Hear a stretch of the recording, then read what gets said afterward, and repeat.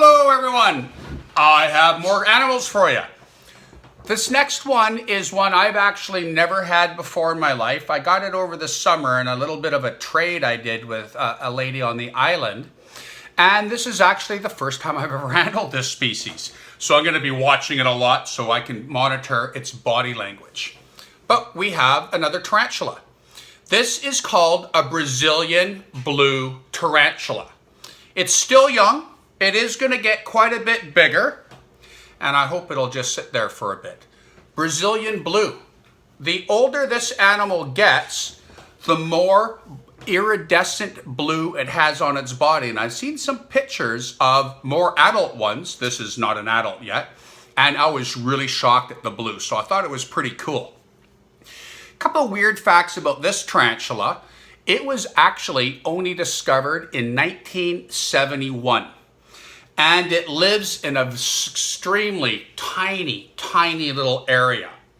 And it's very active right now because it's actually using its hairs, the sensory organ for this animal.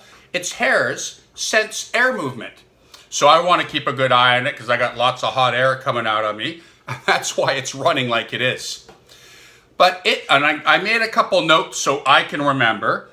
This comes from a tiny little national park in Bahia, Brazil, on an ecological island. So a tiny little area.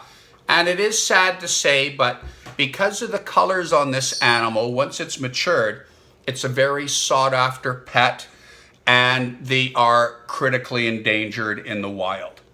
They're becoming more and more popular in captivity. And this one was born in captivity. That is my preference, always to have a captive-born animal. Sometimes we don't always know the source it came from, but this one was definitely captive-born. So, being a tarantula, it is terrestrial. Not all are. Some are arboreal, living in a tree. But this species lives, like most, underground in a tunnel, in a burrow. And that's its house and its protection. Not too many things want to crawl into a tiny little hole when you don't know what's inside. That's a good way to protect yourself. So it comes out at night. Tarantulas are typically nocturnal, though you might see them during the day. If you see them during the day, odds are it's a male looking for a girlfriend. The males would have to leave its house to cruise around to find a girl. So they are very fast, as you can see. They're really good at climbing. And all tarantulas are carnivores. I feed all of mine bugs like crickets and sometimes worms, or maybe a grasshopper or a beetle from one of the worms. And they do need live food. Some babies might eat a dead cricket, but adults, juveniles, I feed all of mine live. So this animal does, being a New World animal, which means it's from North and South America, it does have another defense. It has hairs on its abdomen that I call the big hairy grape. And actually, this is a good spot. You can see what looks like two little fingers sticking out of the back of the abdomen. That's the tarantula's spinnerets. All spiders and tarantulas have spinnerets. That is where their web comes from. Depending what type of spider or tarantula you are, the web has a different meaning or a different use. Some do use it for food. Others use it as a sensory organ around their house to warn of animals being too close to the entrance to their house. But New World tarantulas, their venom is not as strong as Old World.